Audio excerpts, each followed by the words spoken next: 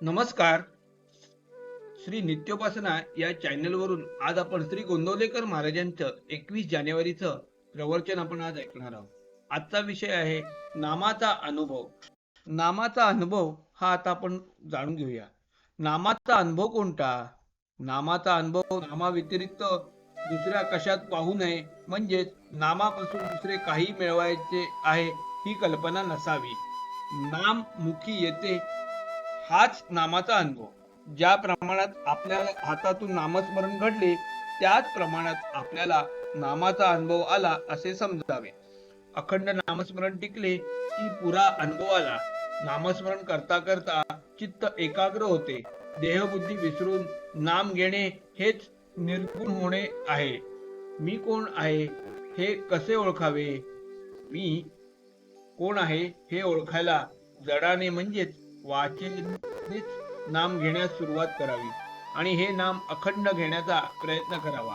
मग ते मनात आतल्या आत होऊ लागते. पहिल्यानेच आपल्या प्रयत्नांना मनाला नामाचे कळणं लावण्याचा नादी लागू नये, कारण ते फार अवघड असते. नाम घेता घेता देहाचा विसर पडल्यावर मी कोण आणि देव कोण हे आपोआपच कळेल. भगवंताच्या नामाचा नाद लागला तर दुःखाची जाणीव कमी होते. दुःखाची जाणीव नसल्यावर दुःख कसले, म्हणून बिघडले कुठे? काळोख्या रात्री जशी काठी आधार असते तसेच संसारात नाम आहे. खाचे खळगे काठीच्या योगाने टळता येतात, तसे मोह लोभ इत्यादी संसारातल्या अडचणी नामानेच समजतात आणि दूरही करता येतात. विस्तवाजवळ तूप ठेवले की ते वितळते, तसे नामाची शेगडी ठेवली की अभिमान वितळायला पाहिजे. हाच अनुभव, हाच नामाचा अनुभव. मग लोक नामाबद्दल ऐकून घेत नाहीत, तर कोणी ऐकून घेतले तरी बिंबून घेत नाही. त्याचे मन करीत नाही आणि मन करून त्याला ते पटले ते पटेलच असून नाम घेत नाही. अडचणी असल्या तरी नाम घेता येते, म्हणून नामस्मरण न करण्याबद्दल सबबी सांगू नका. सबब सांगितली की त्यापासून लबाडी उत्पन्न होते. लबाडीतून आळस उत्पन्न होतो आणि आळसाने सर्वनाश होतो. आपण रोज उठल्यावर भगवंताचे स्मरण करण्याचा नियम ठेवावा.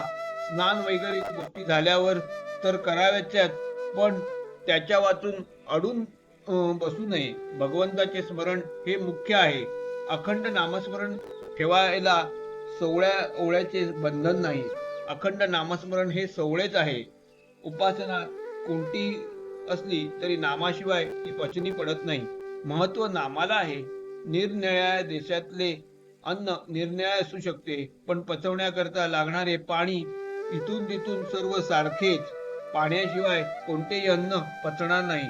त्याप्रमाणे उपासनारूपी अन्नाला पचवण्यासाठी नामरूपी पाण्याची जरुरी आहे.